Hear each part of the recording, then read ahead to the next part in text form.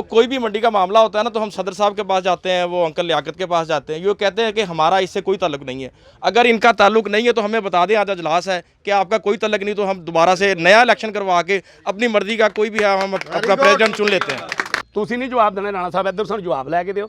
ਜਿਹੜਾ टाइम ये कहते 15 दिन, महीना, 2 महीने, 3 महीने, पूरा टाइम ਇਹਨਾਂ ਕੋਲ अपनी मर्जी का टाइम लै लैन, सानू ये दस देन भी भाई आ। मेरा ख्याल है कि सारे दोस्तों को पता लग गया भी साडा आपस का रौला की है।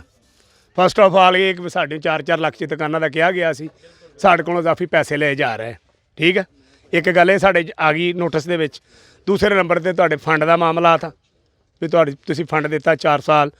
कोई बंदा इंज मंदा ना भाई रमज़ान दे कहे थे, ना मियाँ साहब दे कहे थे, ना मेरे कहे थे, ना हाई साहब दे कहे थे, ना कल्ले गुजरात दे कहे थे, कोई पैसा नहीं देगा जिन्नी देर तक ये फैसला नहीं हो जाता।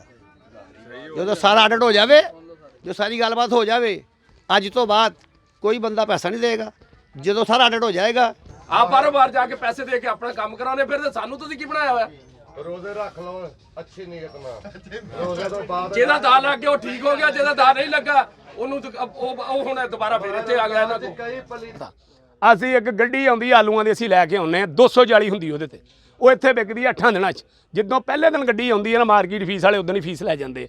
ਉਹ 8 ਦਿਨ ਉਹੀ ਗੱਡੀ ਅਸੀਂ ਬਾਰ-ਬਾਰ ਵੇਚੀ ਜਾਂਦੇ ਹਾਂ। ਉਹ 8 ਦਿਨ ਉਹ ਮੰਡੀ ਉਹ ਮਾਰਕੀਟ ਫੀਸ ਲਈ ਜਾ ਰਹੇ। ਔਰ ਸਾਡੇ ਕੋਲੋਂ ਭਾਈ ਫੜੀਆ ਆਇਆ ਇੱਕ ਮਿਸਾਲ, ਇਹਨੇ ਲੈ ਲਏ 20 ਜਾਲੀਆਂ, ਇਹਦੇ ਕੋਲ ਉਹ ਮੇਰੇ ਕੋਲ ਵੀ ਲੈ ਲਈਆਂ 20 ਜਾਲੀਆਂ ਦੀ ਫੀਸ, ਇਹਦੇ ਕੋਲ ਵੀ ਲੈ ਗਈ। ਠੀਕ ਹੈ ਜੀ, ਉਹਨਾਂ ਲੁੱਟ ਮਾਰ ਮਚਾਈ ਹੈ। ਸੰਡੇ ਨੂੰ ਆਫ ਹੁੰਦਾ, ਸੰਡੇ ਨੂੰ ਵੀ ਲੈ ਰਹੇ। ਕੋਈ ਰੇਹੜੀ ਵਾਲਾ, ਕੋਈ ਫੜੀਆ, ਕਿਸੇ ਨੂੰ ਮਾਫੀ ਨਹੀਂ ਹੈਗੀ।